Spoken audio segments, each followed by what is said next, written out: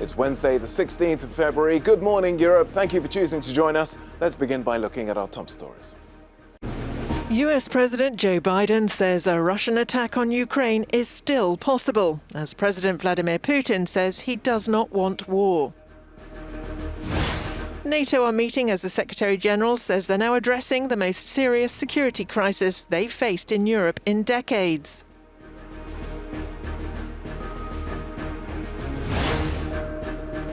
And we have the latest at the Berlinale Film Festival in Berlin.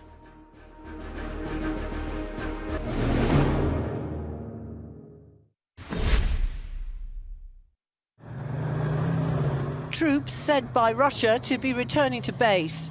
News which allowed many in Kiev and the West to feel a glimmer of hope regarding the standoff with Russia over Ukraine. But a sceptical White House needed more convincing. President Joe Biden appeared on US television saying a Russian invasion of Ukraine was still possible and had a warning for Moscow. Two paths are still open. For the sake of historic responsibility, Russia and the United States share for global stability, for the sake of our common future, to choose diplomacy. But let there be no doubt. If Russia commits this breach by invading Ukraine, responsible nations around the world will not hesitate to respond. In Moscow, after a meeting with Germany's Chancellor, President Vladimir Putin repeated his complaint that NATO had failed to acknowledge Russia's security concerns over Ukraine and membership of the military alliance. But he also said he did not want war. Concerning whether we want it or not, of course not. That's why we put forward proposals about the negotiating process, which should have as a result an agreement on providing equal security of everybody, including our country. But residents in the capital of Ukraine cast doubt on a Putin wish for more talks and a promise not to escalate tensions further. You know, the citizen Putin is not in the center of my interest. He is a president of the neighbor state. I live in my state. I have my president, and I'm interested in President Vladimir Zelensky. And what other presidents are speaking, let them speak. Nobody believes him already. The world does not believe him. Meanwhile, a day of unity has been called by Ukraine's president for a joint show of defiance.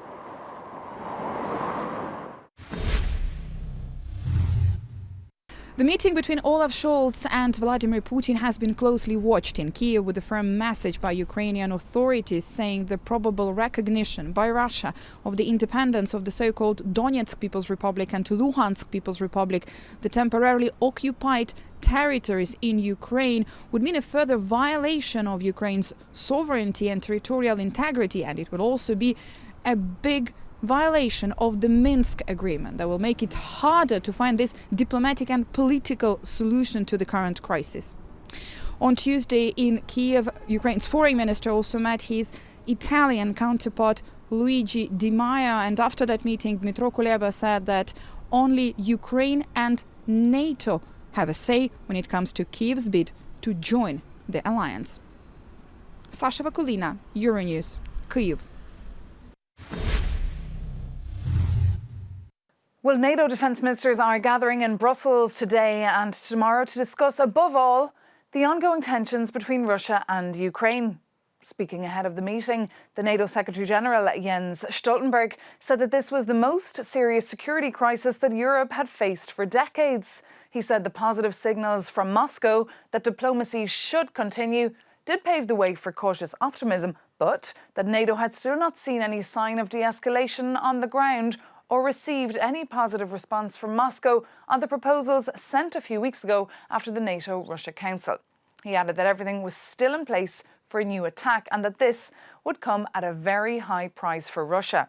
And speaking ahead of the meeting today, US sources told the press that allies were united on their stance and they were open to dialogue also with Russia at any time, any place or in any format, and that it was still not clear what exactly was going on in the head of Vladimir Putin. Now, NATO defence ministers will be deciding as well today whether or not to deploy battle groups to countries in the east, like Bulgaria, Romania, Slovakia and Hungary. Maeve McMahon, Euronews, Brussels. The European Parliament warned Russia already 2 times last year not to attack Ukraine, and this time MEPs want to deliver the same message. In a case of a military aggression, Moscow might face huge economic sanctions. But the debate at the chamber will also show how the different political groups' opinion differs on the issue of the sanctions. For example, the Socialists and Democrats think that actually a strong action against Russia might backfire on the EU's economy. Also, the far right and the far left groups are skeptical towards the EU's position, but most of the MEPs think that there will be some kind of compromise, and actually the European Parliament will be able to show support and solidarity towards Ukraine in this conflict. Sándor Zsíros, Euronews, Strasbourg.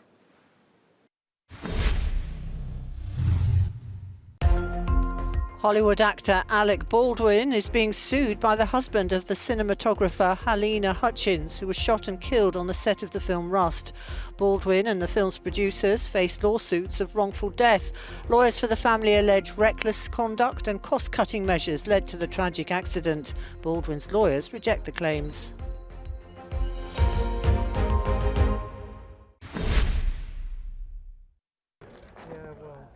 An out-of-court settlement has been reached by Prince Andrew in the civil sexual abuse case brought against him by Virginia Giuffre. Miss Giuffre claims that the Duke of York sexually assaulted her on 3 occasions when she was 17, allegations he denies. Our reporter Vincent McAviney says the Duke's reputation is already damaged.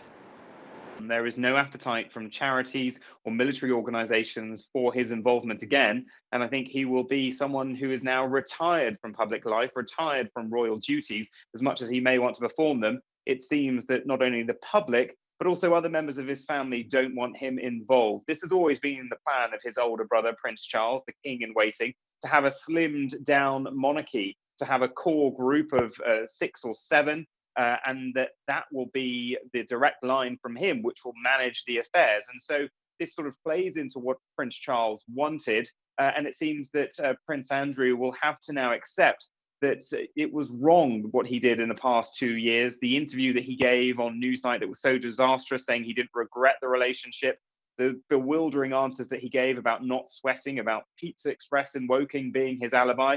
Well, many people tonight, although he has denied all allegations, will say, well, perhaps the proof is here, the fact that he has settled this and means that he accepts that he has some responsibility for the whole affair and shouldn't be in public life.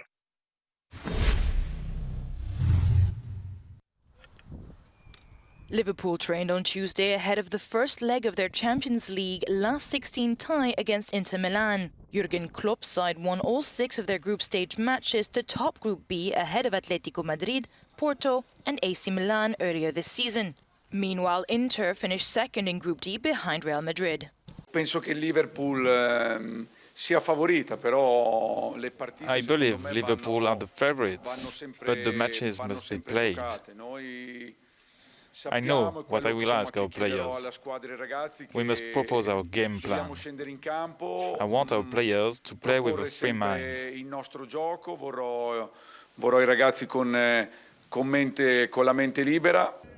It will be the first round of 16 match for Inter Milan in the Champions League in 10 years. Last time both teams played in European competition, Liverpool beat Inter 3-0 when they met at this same stage back in 2007-2008.